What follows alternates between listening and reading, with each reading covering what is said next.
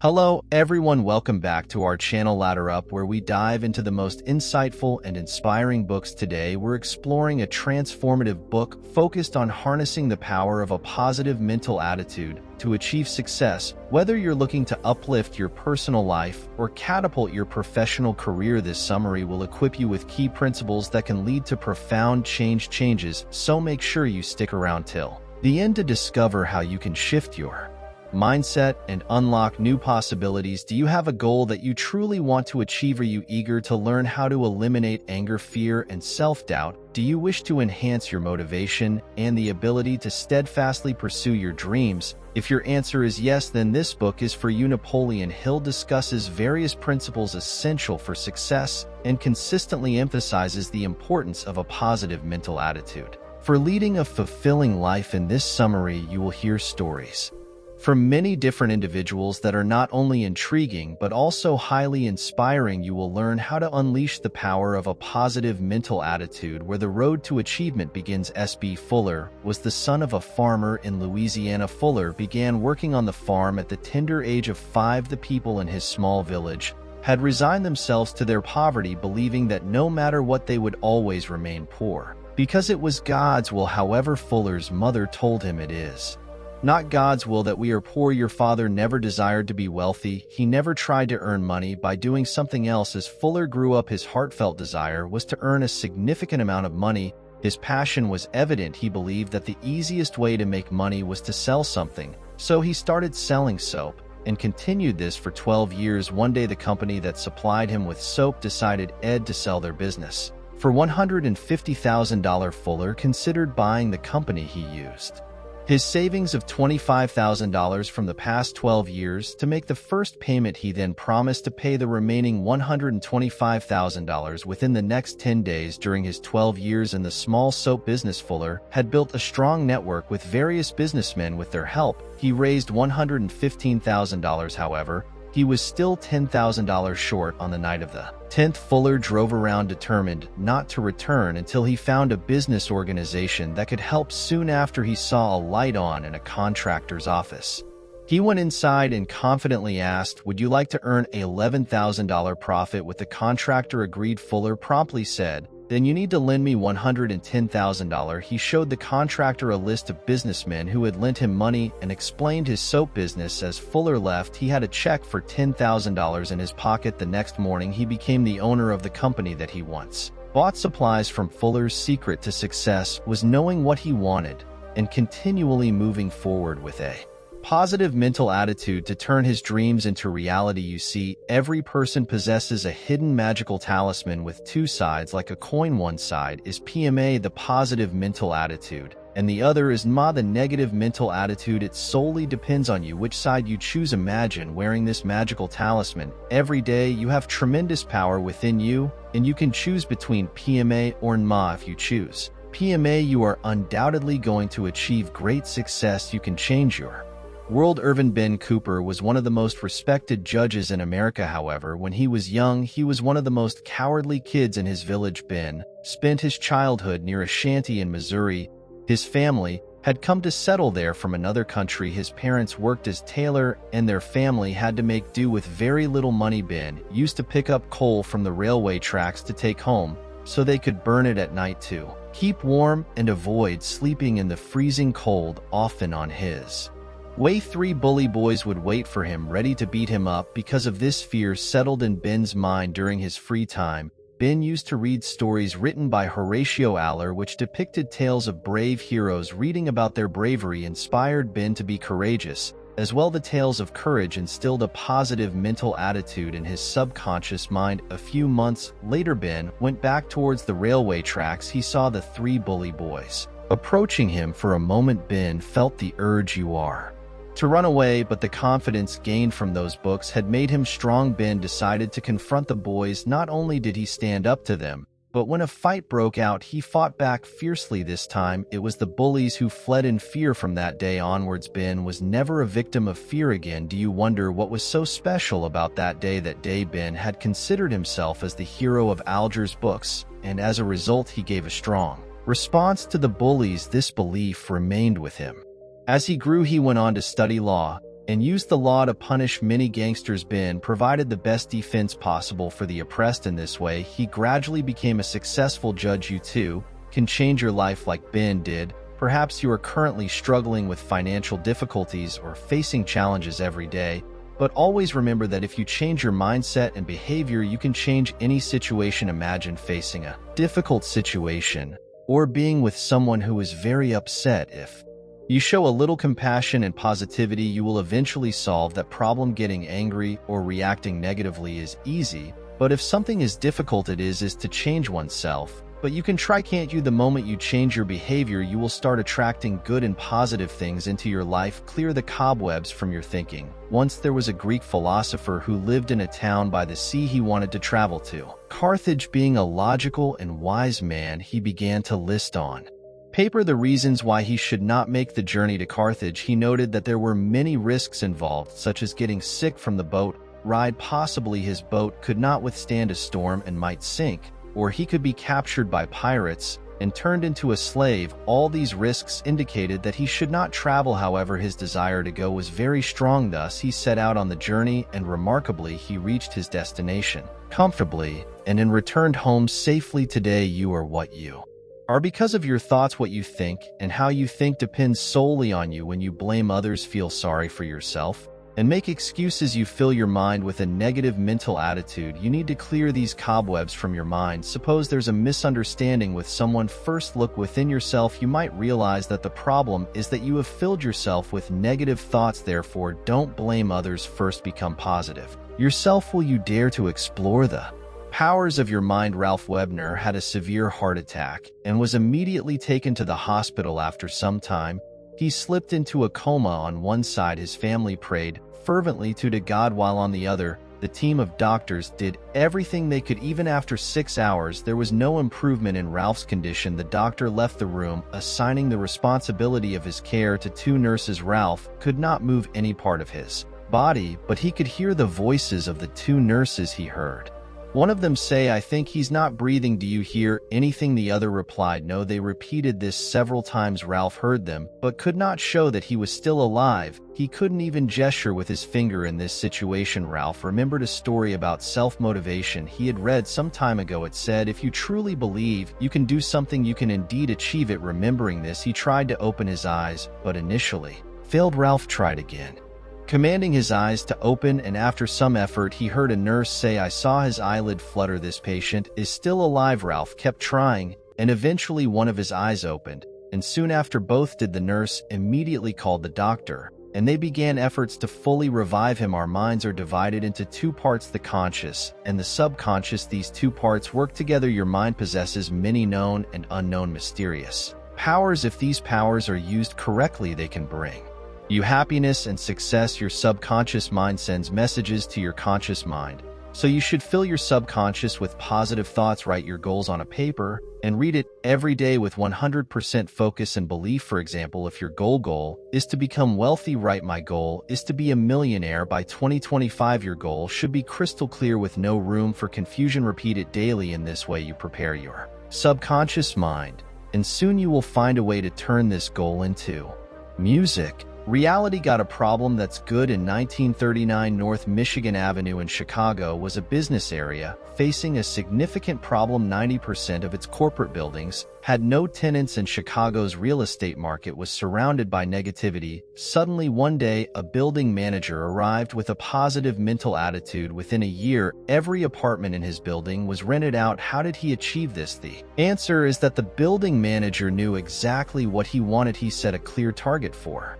himself. He knew that if his plan failed, he had nothing to lose, but if he succeeded, he stood to gain a great deal. Therefore, he took the risk. He offered the apartments for rent for a year. He thought if the tenants decided to leave at the end of the year, he would renovate his office again. This was also wise, because it would increase the real estate value. Additionally, new tenants prefer offices with modern designs, while others were complaining or quitting their jobs. This manager turned the problem into an opportunity. As a result, while the neighboring buildings remained empty, every apartment in this manager's building was filled with tenants. We all face our own problems in life, whether personal, family-related, or work-related.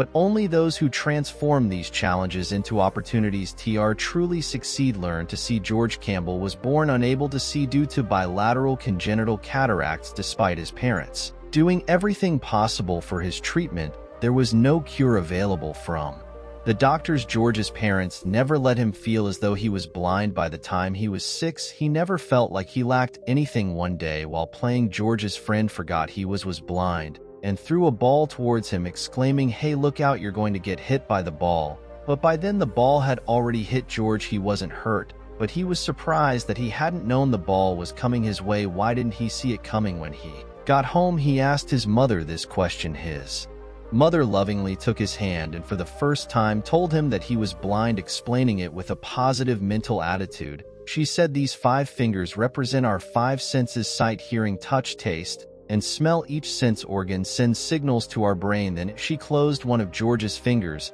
and said, "Your sense organ for sight does not work." Afterward, his mother tossed the ball towards him and George caught it. "My dear, you don't need all 5 sense organs to be happy." George understood this and used it as self-motivation. As George reached high school, he learned more about his condition. He discovered a complicated surgery that could potentially correct his condition. It was risky, but George was ready to take that risk. Ultimately, George's faith paid off, and the surgery was successful. For the first time in his life, George could see, and at first he couldn't recognize his mother, but when he heard her voice, he immediately knew who she was. It was an incredibly special and memorable moment.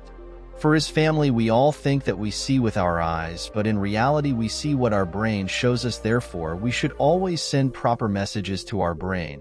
If we maintain a positive mental attitude, we will always see the goodness and positivity in every situation of life and in everyone we meet. The secret of getting things done. Neil was a college student in Copenhagen, Denmark, who worked as a tourist guide during the summer. He had performed exceptionally well in his job, and some Americans, pleased with his work, invited him to visit their home in Chicago and even sponsor today's visit to Washington, D.C. Upon arriving in Washington, Neil went to his hotel room and suddenly realized that one of his bags containing his wallet and passport was missing. He searched everywhere but couldn't find it. Worried, he called a friend in Denmark who suggested he should go to the embassy or the police. However, Neil decided against it. He thought about how he had only one day to explore Washington and didn't want to waste it dealing with the embassy or police with just $2 in his pocket. He chose to walk around the city. He visited the White House, the Capitol, and the Washington Monument. Along the way, he bought some candy and peanuts. He found the day quite exciting and enjoyable, thinking of it as a unique experience he would remember later. Neil figured that he might not get such an opportunity again, so why should he ruin it? Just because he lost some belongings, he decided to fully enjoy his day. Neil adopted a positive mental attitude and managed to attract only positive things. A week later, the police informed him that they had found his belongings. Whenever your subconscious mind flashes the signal, do it now, act immediately. Don't postpone the task to later or to tomorrow. How to motivate yourself. Several years ago, the 65-year-old owner of a successful cosmetics company decided to retire from work that year. His friends celebrated his birthday with great fanfare. They always asked him to share the secret formula behind his business success, but he would always evade the question. On his 75th birthday, his friends asked him the same question again. This time, he decided to share his secret with everyone. He revealed that his secret formula was hope. Hope had motivated him to build a successful business, and it was this hope that also motivated women to buy his products. Hope is what continuously motivates you. It gives you a purpose to achieve your goals. You too should motivate yourself every day by observing your progress. How to motivate others. When Napoleon Hill was a child, he was quite mischievous. His mother had passed away, and his father believed Napoleon to be the worst child. When his father remarried, Napoleon resolved not to let his stepmother into his heart. After the wedding, his father took his new wife into Napoleon's room and said, "This is Napoleon, the worst boy in the world." Hearing this made Napoleon very angry, and he stood up to defend himself. However, his stepmother said, "The worst boy? No, absolutely not. He is the smartest and most sensible boy. We just need to bring out these qualities in him." These words shook Napoleon, because until then he had only heard negative things from his father. As days passed, Napoleon's stepmother encouraged him to become the good boy she believed he was. This behavior taught Napoleon How to motivate others. You can do this by showing trust in others and fostering confidence in them. Before motivating others, you must convince them that you trust them. Let them know that you believe they can achieve anything and that you are always there to support them. Share stories of people who initially failed but ultimately succeeded because of their positive mental attitude. Remember, never give up. Success will follow. Attract, don't repel wealth. George Stepp. I had to spend a long time in the hospital where he had plenty of